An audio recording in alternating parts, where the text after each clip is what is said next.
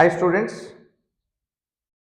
ఈరోజు ఫిజిక్స్ ఎలా ప్రాక్టీస్ చేస్తే మీకు మార్క్స్ బాగా ఇంప్రూవ్ అవుతాయి అనేది చూద్దాం. దానికి మీరు 4 నోట్స్లు మెయింటైన్ చేయాలి. అవి ఏంటంటే first one class notes. So ఇక్కడైతే మనం ఆన్లైన్లో చెప్తున్నాం కాబట్టి ఆన్లైన్ క్లాస్ నోట్స్.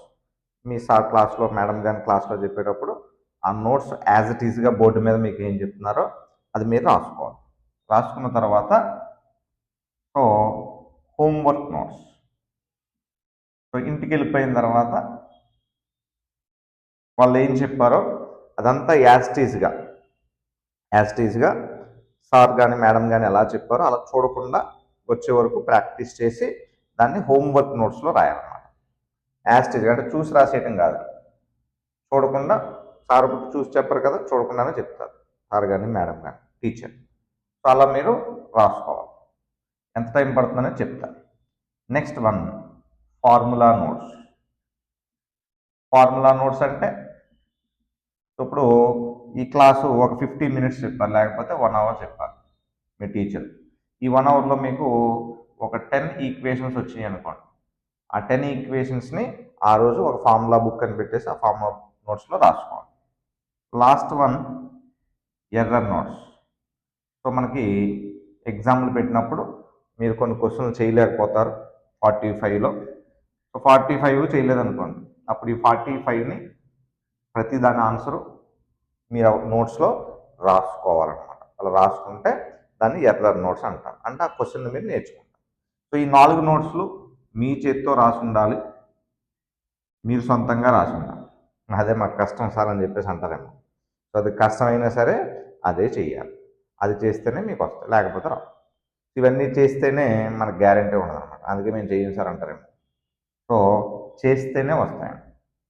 నిజమే. మీకు ఈ ప్రాబ్లమ్స్ దగ్గరికి వెళ్ళేసరికి ఇన్ని ప్రాబ్లమ్స్ ఒకే రోజు చేయలేకపోతే మీరు 10 మినిట్స్ ప్రాబ్లమ్స్ చేయండి. 10 మినిట్స్ 10 ప్రాబ్లమ్స్ రోజు ఇలా పెట్టుకోండి.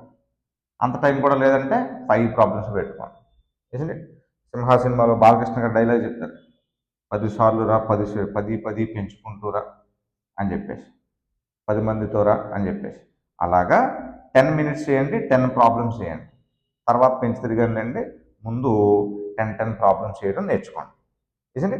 సో ఈ 10 మినిట్స్లో 10 ప్రాబ్లమ్స్ చూస్తే మీకు 10 రాకపోవచ్చు, ఒక్కొక్కసారి ఒకటి కూడా రాదు, 0, నో ప్రాబ్లం. అలా 10 రోజులు, 15 రోజులు, 20 రోజులు, 30 రోజు, 40 రోజు, ఏదో రోజు కంపల్సరీ మీకు ఒక ప్రాబ్లం అయినా మీకు వస్తుందండి. అంటే ఓన్గా చేయాలి. వాళ్ళ దగ్గరికి వెళ్ళిపోయి సార్ని మేడంని అడిగితే వాళ్ళు చెప్పేస్తారు, అది మీకు వచ్చినట్టుగా. You have to do by your own. మీ ఓన్గా చేయాలన్నమాట. అది ఎలా వస్తుందో చెప్తాను. సో ఇప్పుడు ఈ క్లాస్ నోట్స్లో మీరు ఏదో ఫార్ములా రాశారు. సో ఆ ఫార్ములా మీకు హోంవర్క్ నోట్స్లో కూడా రాస్తారు. ఆల్రెడీ 2 టైమ్స్ రాశారు. ఇది 3rd టైం ఫార్ములా నోట్స్లో రాస్తారు. అప్పుడు మీకు ఆ ఫార్ములా బాగా గుర్తుంటుంది. మళ్ళీ చెప్తున్నాను, మీరే రాయాలి. ఆ లెవెల్లో రాశానండి, నేను జిరాక్స్ తీసుకుని వచ్చేస్తానండి అంటే no use. Isn't it?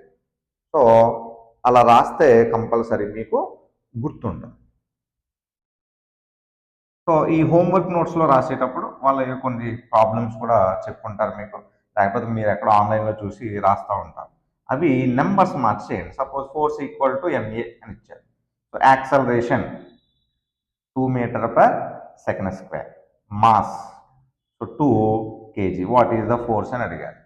4 newtons, 2 × 2. So వీటికి నెంబర్స్ మార్చి చేయండి. ఇక్కడ 2 ఇచ్చారు, మీరు ఇంకో 3 బోల్డ్ నెంబర్స్ ఉన్నాయి మన దగ్గర. సో ఆ నెంబర్స్ మార్చి మీరు ప్రాక్టీస్ చేస్తే అప్పుడు ఆ క్వశ్చన్ ఈక్వేషన్ మీద మీకు గ్రిప్ వస్తుంది అనమాట. వన్స్ మీకు గ్రిప్ వచ్చింది అనుకోండి, ఇంకా మిమ్మల్ని ఎవరో ఆపలేరు అనమాట. సో ఆ కాన్ఫిడెన్స్ రావాలన్నమాట. సార్ ఈ ఫార్ములానే వెయ్యాలని ఎలా తెలుస్తుంది అంటే ప్రాక్టీస్ చేస్తే తెలుస్తుంది. సో ప్రాక్టీస్ చేయటం అంటే ఒక ఈక్వేషన్ తీసుకుని దాని మీద మీరు ఒక క్వశ్చన్ రాయండి. ఒక క్వశ్చన్ రాస్తే అప్పుడు మీకే తెలుస్తుంది ఏం చేయాలని చెప్పి. Suppose I have given mass is 2 kg అని ఇచ్చాను. Object is moving with velocity 10 metre per second అని ఇచ్చాను. ఫైండ్ ద కైనెటిక్ ఎనర్జీ అని అడిగాను. సో కైనెటిక్ ఎనర్జీ ఈక్వేషన్ మీకు తెలిస్తే ఈజీ, తెలియకపోతే కష్టం, అంతే. కైనెటిక్ ఎనర్జీ ఈక్వేషన్ మీకు తెలుసు అంటే మనం 8th క్లాస్ నుంచో 9th క్లాస్ నుంచో నేర్చుకుంటాం. Kinetic energy is ½ mv². ఈ రెండు తీసుకెళ్ళి ఇందులో వేస్తాం. మరి ఈక్వేషన్ ఎలా తెలిసిందంటే ఇచ్చిన డేటాను బట్టి మనం ఏం ఫైండ్ అవుట్ చేయాలో దాన్ని బట్టి సో ఆ రెండింటి యొక్క రిలేషన్ బట్టి మీకు తెలుస్తుంది అన్నమాట. అలా తెలిస్తే మీకు ఈజీ అని చెప్పేసి అంటారు, తెలియకపోతే కష్టం అని చెప్పేసి అంటారు. ఇందులో ఈజీ కష్టం ఏముండదు అన్నమాట. మనం ఏం చేయాలంటే నేర్చుకున్నది అప్లై చేయడం రావాలి, అది వస్తే చాలు. ఆన్సర్ తర్వాత వస్తుంది, ముందు సబ్స్టిట్యూట్ చేయడం, క్యాలిక్యులేట్ చేయడం రావాలి. అసలు మనం అందరం బైపీసీ, తెలుగు స్టేట్స్లో ఓన్లీ బైపీసీ స్టూడెంట్స్. మనకు మ్యాథ్స్ తెలియదు అంటారు, అందుకే ఫిజిక్స్ రావట్లేదు అంటారు. మ్యాథ్స్ తెలియకపోవడం కాదండి, ఓన్లీ క్యాలిక్యులేషన్స్ రావాలి. క్యాలిక్యులేషన్స్ అంటే ఎడిషన్స్, సబ్ట్రాక్షన్స్, మల్టిప్లికేషన్స్, డివిజన్స్ అయ్యే ఉంటాయి. మీరు 10th క్లాస్లో ఏం నేర్చుకున్నది అయ్యే ఉంటాయి. ఒక్క డిఫరెన్షియేషన్, ఇంటిగ్రేషన్ మీకు కొత్తగా ఉంటుంది, రిమైనింగ్ అంతా సేమ్ టు సేమ్ ఉంటుంది. అవి మీరు నేర్చుకోవడం బట్టి ఉంటుంది. ఒక కలెక్టర్ గారు ఎవరో ఒక ఆయన చెప్పారు, కృష్ణతేజ్ గారు, ఆయన హ్యాండ్ రైటింగ్ నేర్చుకోవడానికి 2 hours 2 గంటలు ఓన్లీ ప్రాక్టీస్ చేశారట at the age of 25. Maybe you are at 17 years, 16 years or 18 years. So కాబట్టి మీరు ఒక 30 minutes కూర్చుని, హాఫ్ అన్ అవర్ కూర్చుని, మీన్స్ 45 minutes కూర్చుని, 1 hour కూర్చుని ఇవన్నీ రాయటం మీకు నిజంగా మెడికల్ సీట్ కావాలంటే పెద్ద పని కాదని నేను అనుకుంటున్నాను. అది కూడా పెద్ద పని అంటే కనుక ఆ మెడికల్ సీట్ని మీరు వదిలేసుకోవడమే అంతే. ఈ క్లాస్ నోట్స్ మీరు ఏ రోజు చెప్పిందో ఆ రోజే చేయాలండి. ఎందుకంటే మీకు సార్ 1 hour చెప్పారంటే, మేడం కానీ సార్ కానీ 1 hour చెప్పారంటే అందులో కంటెంట్ని మీరు ఈజీగా ఇంటి దగ్గర అదే రోజు రాస్తే 20 minutes to 30 minutesలో అయిపోతుంది రాస్తే. 2 రోజులు 3 రోజులు అయిపోయింది రాద్దాం అనుకుంటే మీకు ఆ కంటెంట్ అర్థం కాదన్నమాట. ఓకే, నేను చెప్పింది మీకు అర్థం అవ్వాలంటే చేతితోటి ఎందుకు రాయమంటున్నాం, బుక్ మీద ఎందుకు రాయమంటున్నాం అని అర్థం కావాలంటే మీరు ఎన్సీఆర్టీ టెక్స్ట్ బుక్లో ఏదో ఒక పేజీ తీసుకోండి. ఆ పేజీని లైన్ చదువుతూ, ఒక్క పేజీ తీసుకోండి, లైన్ చదువుతూ అందులో ఉన్న ఇంపార్టెంట్ పాయింట్స్ని ఒక నోట్స్లో రాయండి.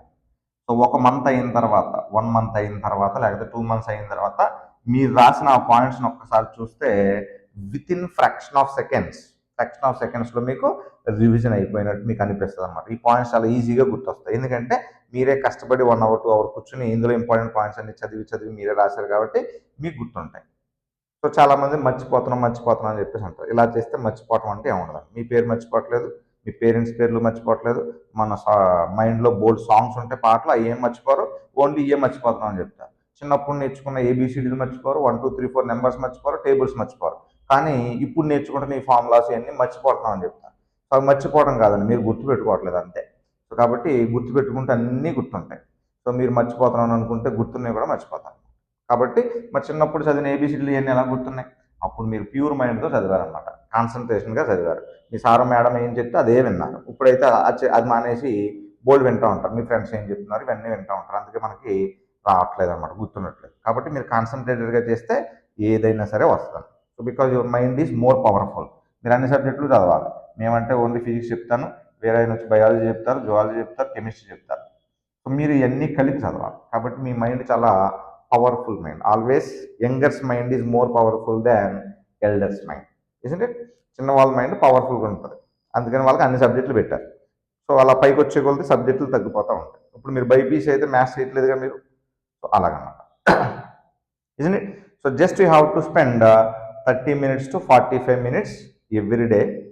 అలా చేస్తే మీకు కంపల్సరీ, ఇలా మెయింటైన్ చేస్తే మీకు కంపల్సరీ గుర్తుంటాయి అన్నమాట, ఇజంట్ ఇట్? సో ఇలా ప్రాక్టీస్ చేయండి, ఈ 4 నోట్స్లు మెయింటైన్ చేయండి, ప్రతి టాపిక్ది మెయింటైన్ చేయండి, కంపల్సరీ మీకు గుర్తుంటాయి. ఎందుకు గుర్తుండట్లేదో చూసుకోండి. సో ఆ ఫార్ములాను గుర్తుపెట్టుకోవడం కోసం మీరు ఏం చేస్తున్నారో చూసుకోండి.